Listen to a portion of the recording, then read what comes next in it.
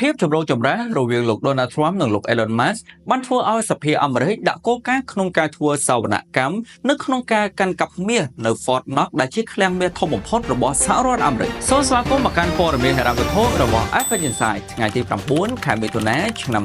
2025ចំនួនជាសាធារណៈរវាងប្រធានាធិបតីសហរដ្ឋអាមេរិកលោក Donald Trump និងមហាសេដ្ឋីលោកដប់ពិភពលោកលោក Elon Musk ឥឡូវនេះកំពុងតែចោទជាសំណួរអំពីអនាគតនៃនាយកដ្ឋានប្រសិទ្ធភាពរដ្ឋាភិបាល DOGE និងការសន្យារបស់ខ្លួនក្នុងការពិនិត្យមើលការកាត់កាប់មាសរបស់សហរដ្ឋអាមេរិកនៅឯ Fort Knox កាលពីថ្ងៃសុក្រសមាជិកសភាចំនួន4រូបបានណែនាំវិក័យប័ត្រមួយដើម្បីផ្ដួចផ្ដើមសវនកម្មដ៏ធំទូលំទូលាយលើកដំបូងនៃទុនបំរុងមាសរបស់សហរដ្ឋអាមេរិកក្នុងរយៈពេលជាច្រើនសតវត្សសវនកម្មរបស់រដ្ឋាភិបាលបានស្នើឡើងកាត់ឡើងនៅពេលដែលការចំណាយរបស់រដ្ឋាភិបាលសហរដ្ឋអាមេរិកមិនមាននិរន្តរភាពនិងបន្តបំផ្លាញទំនុកចិត្តទៅលើឥណទានរបស់ប្រទេសសហរដ្ឋអាមេរិកវិក័យប័ត្រនិងច្បាប់ស្ដីពីដំណាភាពមាសបំរុង HR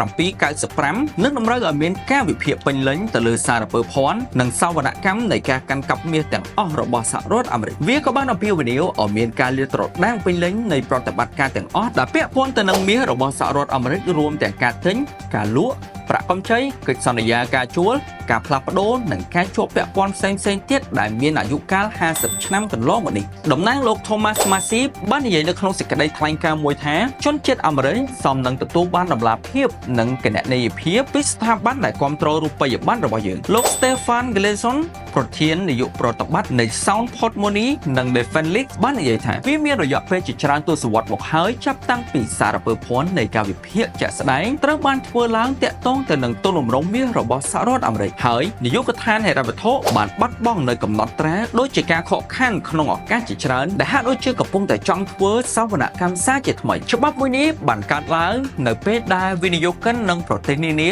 បានធ្វើពិពិធកម្មម្ដងបន្តិចឆ្ងាយពីប្រាក់ដុល្លារអាមេរិកនិងទិន្នផលសញ្ញាប័ណ្ណជាតិសហរដ្ឋអាមេរិកផ្លាស់ប្ដូរទៅជាមាសវិញដែលបានធ្វើឲ្យមាសបង្កើតខ្លួនទៅជាទ្រព្យសម្បត្តិដែលមានសុវត្ថិភាពសារជាថ្មីនេះអ្នកនយោបាយអាល្លឺម៉ង់មួយចំនួនបានសម្ដែងការព្រួយបារម្ភអំពីទុនបំរុងមាសរបស់ពួកគេដែលបានរក្សាទុកនៅសហរដ្ឋអាមេរិកហើយឥឡូវនេះក៏កំពុងតែជំរុញឲ្យប្រទេសអាល្លឺម៉ង់នាំយកដុំមាសនោះត្រឡប់មកប្រទេសខ្លួនវិញអ្នកនយោបាយអាល្លឺម៉ង់ Contest បាននិយាយថាឥឡូវនេះគឺជាពេលវេលាសម្រាប់ដំណាភាពជុំវិញមាសរបស់អាមេរិកដោយសារតែមាសគឺជាវត្ថុសំខាន់ចុងក្រោយដែលត្រូវបានទទួលស្គាល់ទូទាំងពិភពលោកដែលជាការការពារការកាន់កាប់លោហៈពណ៌លឿងរបស់ក្រសួងហិរញ្ញវត្ថុសហរដ្ឋអាមេរិកនាពេលបច្ចុប្បន្ននេះគឺជាបញ្ហាសន្តិសុខជាតិយ៉ាងខ្លាំងហើយចំណុចនេះក៏អាចនឹងធ្វើឲ្យមានភាពមិនច្បាស់លាស់ទៅលើតម្លៃមាសនាពេលខាងមុខផងដែរសូមអរគុណចំពោះការតាមដានព័ត៌មានហិរញ្ញវត្ថុរបស់ F Insight